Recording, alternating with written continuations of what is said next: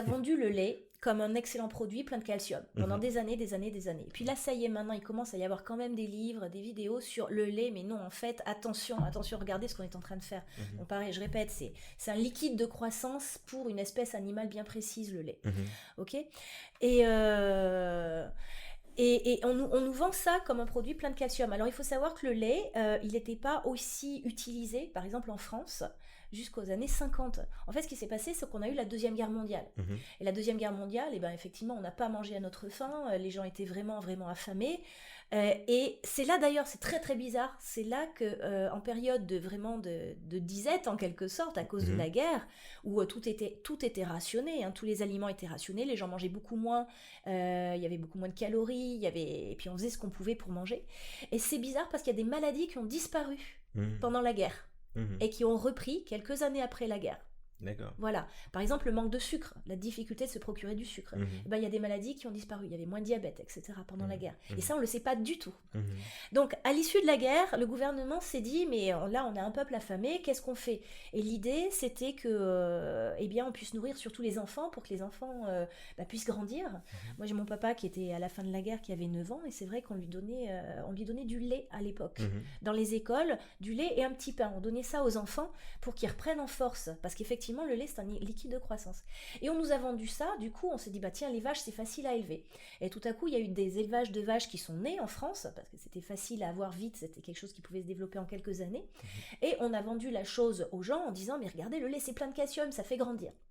Depuis les années 50, on est resté dans cet état d'esprit. Et du coup, quand on a eu tous ces cheptels de vaches qui produisent du lait, qu'est-ce qu'il faut faire ? On avait trop de lait. Donc du coup, le gouvernement a laissé les gens, puis l'agroalimentaire a commencé à naître petit à petit, et l'agroalimentaire a commencé à dire, tous ces excédents de lait, il faut en faire quelque chose. Donc une fois qu'on boit du lait, qu'on fait du yaourt, qu'on fait du beurre, qu'on fait du fromage, on a tous ces excédents de lait. Et du coup, on s'est mis à raconter aux gens, regardez, le lait, c'est génial, c'est plein de calcium. Alors effectivement, le lait, c'est plein de calcium, oui. Mais sauf que ce calcium, et ça on le sait moins, il n'est pas absorbable par nous, par l'être humain. Il n'est pas absorbable tel quel. Et en fait, c'est pas le calcium du lait qui va nous aider.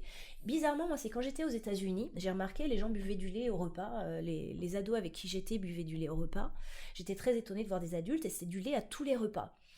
Et la même année, je découvre que le taux d'ostéoporose, donc une maladie des os, le taux le plus élevé au monde, c'est aux États-Unis, là où on boit le plus de lait. Le taux le moins élevé du monde à l'époque, c'était au Japon, là où on ne buvait pas du tout de lait. Et là, je me suis dit, qu'est-ce que c'est que cette histoire ?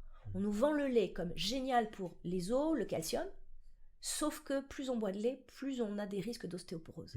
Et effectivement. Après, il y a toute une diète, etc., tout un régime qui fait qu'on fragilise ses os, mais le calcium du lait, il n'est pas assimilable.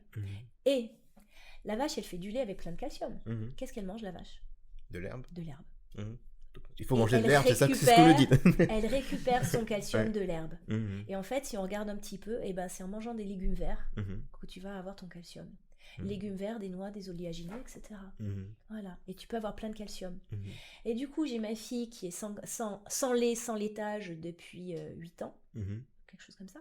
Et elle va bien. Et elle n'a pas de déficit en calcium. Et elle va bien.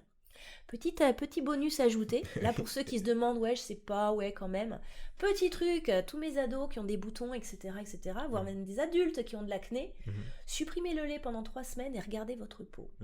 Et votre peau sera plus belle.